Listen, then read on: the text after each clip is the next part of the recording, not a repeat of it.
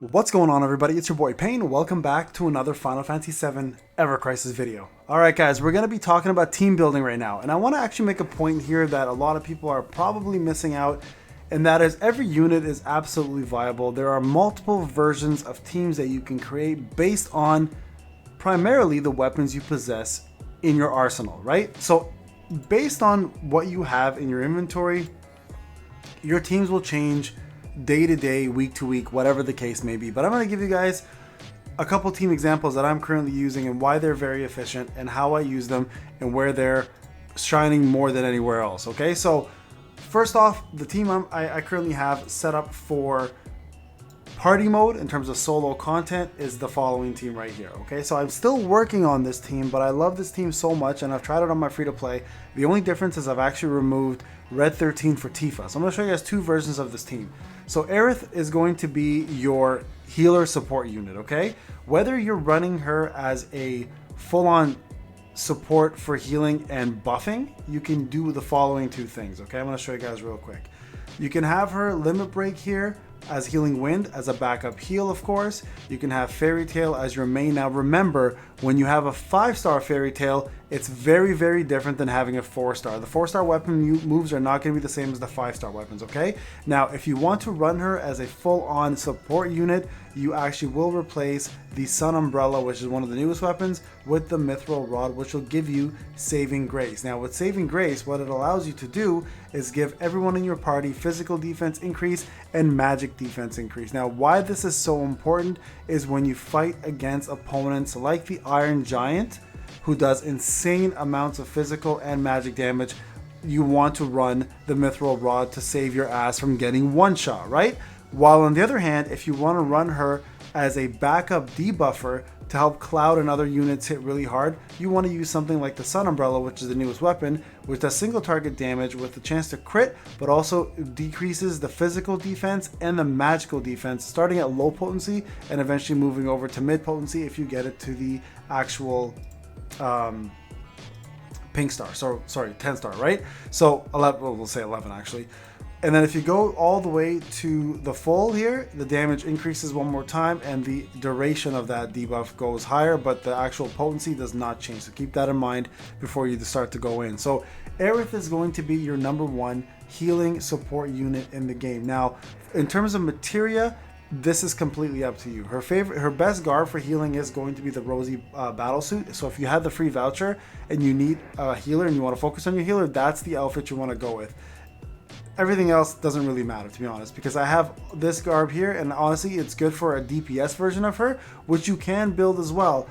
I don't recommend it though. She's really going to be much better using the battle garb here, the battle suit, I should say. So focus on that one as well. Now for material, if you're going to use the Fairy Tail, you're going to have ability damage, you're going to have ability damage, or magic ability damage, sorry, and then magic ability damage down here. So this here, you probably want to give her Ruin that can do a sigil, so I gave her the X depending on where I go, right? So that one's gonna have any, whether it's a blow or a magical attack. You should really base it off of her stats. You can see her physical attack is lower, her magic is higher, so this could technically be either or. I picked this just because I only have it. I have to make a normal Ruin one for her in order to get that done. Now here, this is going to be triggered by magic attack, so you want to use materia that's going to specifically focus on giving her the substats that you want, which is going to be heal and HP, right? So there's my HP, there's my heal. You ideally want to have percentages, but that's so far what I have. So substats wise, you guys want to build her with heal and HP, and that's going to help her survive more than anything else, especially as a support. Okay, if you want to go off DPS, use magic attack as her other stat instead of heal, and you can run her as a full-on mage, and she does great damage as a mage as well, right? Because if you look at her stats here, her heal is 1,700. Her magic attack is still fairly high too. It's very close. So if you just trade off a couple of heals, substats for the magic attack, you'll be better off doing more damage as a mage than you would as a healer. Right now though, I can pull off quite a bit of damage with her, like 6,000-7,000 weakness hits just by casting a simple fire, right? So this is going to be your main healer in my opinion. Now, the other unit that I like to use, this is depending on the content, okay? And we're not going to look at Cloud right now because Cloud's a fairly straightforward one, and we'll talk about another unit that can replace Cloud. And that's going to be Red 13 or Tifa. Now, the way you want to build Red 13 is simple, okay? If you have a Seaside Caller, he's built specifically to fight in Thunder Weakness Battle, so that CSAC Caller can do Thunder Resist on the already weakened Thunder weakened unit, making Cloud hit even harder with the Murasame. He also applies regen on self, so keeping himself alive, and then obviously giving himself some extra attack boost and sigil boost. So that's one way to build him. The second way to build him is you can build him as a off-brand. If you use Aerith, especially as a mage, you can build him with some extra buffing abilities that can help you out, right? So let's take a look at a few here that are available to you. So right here, for example, Mana Ward, magic defense is increased. Also off heals a little bit there. You can build him a little bit more tanky and more DPS, which gives you here the Blaze Rush, which is the Rage Caller, which does fire damage, which is great against fire bosses. Actually fairly high DPS there. So this is also physical, keep that in mind. And you also get the boost fire potency and the attack. So Red 13 is great for that. He also has a really versatile limit break. He has two of them that actually work really well, and I'll go through both of those, okay? And then you have these ones here which also reduce magic attack. So he's going to be a great debuffer, a decent DPS, and most of all, he's going to be one of your best supports, okay? So if you're going to run Aerith as a support, you might want to run her as a debuffer and have Red 13 be off support for you. Now, why he works so well with this team is because he also does the following limit break, right? So his Sled Fang actually ends up reducing physical attack mid and magic attack mid as well. Again, very good against hard hitting opponents. Right before like Ifrit or Shiva do one of their moves, this is what you want to cast, and it's at 800, so you're going to cast it pretty often to make them hit way less, giving you the ability to survive big hits. Also, this is available to you eventually in Lunatic High, so if you want to use Aerith as a DPS with Seal Evil, you can use this here to give yourself a heal. Physical defense is increased, magic defense is increased as well to all allies from mid, and also lasts for 13 seconds. So pretty good, but this one does charge a lot longer, so you're better off, guys, just continuing with Sled Fang. Unless for some reason you can find a reason to use this over it, but I never find a reason. Sled Fang is really good. So Red 13, really good for keeping your party alive and also adding debuffs to the opponent like this Thunder one right here, right? Now, if you want to replace him with another character like Tifa, right here, Tifa actually does a really good job doing multiple things. She's a decent off healer, so you can have an off healer with her new Lifeguard wraps. You can have Somersault be a good limit break, just like Red 13's, reducing. The only difference is she reduces the physical defense and the magic defense, making everybody hit harder. Now she does have two gloves specifically that help her do really well as an offhand buffer. Sorry, not motor drive. Where is it? Here we go, Tiger Fangs. So Tiger Fangs actually will reduce the magic attack of the opponent by 100%. Sorry, not 100%, sorry, by mid. So the same as Red 13's limit break. And then also the leather gloves are very potent as well too, because they reduce the physical attack by mid for that opponent. So you can have both of those on and have her work exactly like Red 13 does, except she offers you with her limit break the physical attack down, physical defense and magic defense down. But if you already have the Sun Umbrella, you don't need that. You can actually switch her up to be a main DPS like Cloud and give her something like the Sonic Strikers here, which will do insane amount of damage with a good amount of crit, and also gives you a little bit of resist here and there, plus attack boost all across the board. So you can build Tifa to be very high red. Now, if you don't want to use Tifa and you want a full-on DPS, there's two units that do really well here. Barret is actually very good DPS here. Single target specifically, gives good buffs, has very strong physical attack attributes, so you can use him as a backup DPS to Cloud and will not fail you for single target damage against bosses. So Barret is a really good choice as well too. And also, lastly, Zac. Zac works similarly to Cloud. Similar limit breaks, very powerful unit. Unfortunately, Zac just doesn't have the same firepower at the moment because he doesn't have any featured weapons that shine. But the moment Zac does get some featured weapons, guys, you're probably going to be having a very similar effect as Cloud. Now, Cloud, of course, is going to be your main DPS, running the Murasame as your main weapon. You can have the Buster Sword as your backup if you want the extra sigil damage plus the extra X sigil available, so you can add more sigils there. You can have yourself one of two things. If you're going to farm, you can use either the limit break here, which is the cross slash for bosses, or Blade Beam, which is the AoE one, and you absolutely want to have one of his garbs on, whether it's going to be the Murasame battle garb or if it's going to be the new water battle garb, right? One of those two. Now, if you do run Murasame and you don't have anyone that can reduce physical defense, you want to switch the the Buster Sword out for the Hard Edge right over here, and the Hard Edge will actually provide you a way to cause physical defense down on your opponents to mid for yourself, making your Murasame hit way harder because it is thunder physical damage. Now remember, this cannot crit, so you'll never get a crit out of it. So your main goal is to reduce defense, physical defense on the opponent as much as you possibly can. Also add some thunder resist if it's already weak to thunder. You can watch that video if you know what I'm talking about. If you don't know what I'm talking about, you can watch a video on that. And you will be doing an insane amount of damage. So Cloud is always going to be your main DPS. Zac is a good backup, so is Barret. And actually Glenn is a really good DPS. I haven't just had a chance to really use the first soldier guys as much, except for Matt. Now Matt is a good backup to Aerith. If you don't want to use Aerith and you want to use a good healer, Matt is your next best healer with prime number. Very good choice there. And then Cloud, like I said, and in terms of your debuffers, Red 13 and T5 Find are the best ones to go with. Lucia, I'm not a big fan of. So let me show you guys how all this works, okay? So let me go ahead and jump into a battle. Oh, look at that. Got ourselves some metal cactors. Okay, so let's just kill these guys off first. It's gonna be a lot of rewards here. Okay, there's a heal. So you can see here, Aerith is keeping up with heals. I'm gonna slow this down a little bit so you guys can see.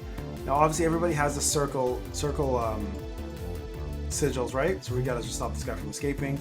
There we go. Now, Aerith is gonna do the debuffs as well. These guys won't be affected by it, but Shiva should be. Now, this is gonna be up right now. I'm not gonna use it for this.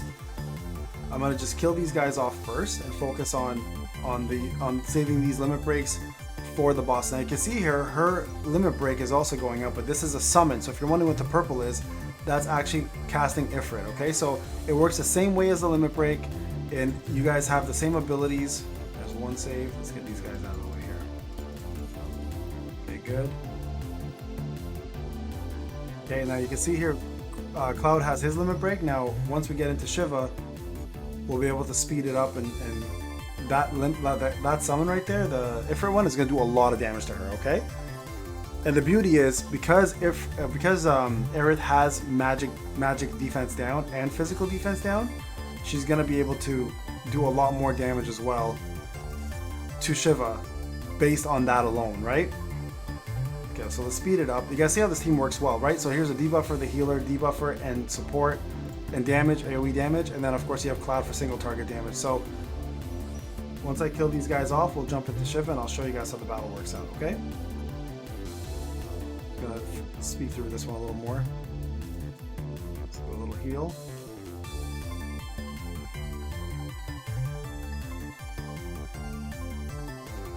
Yeah, switch over to Aerith for a sec.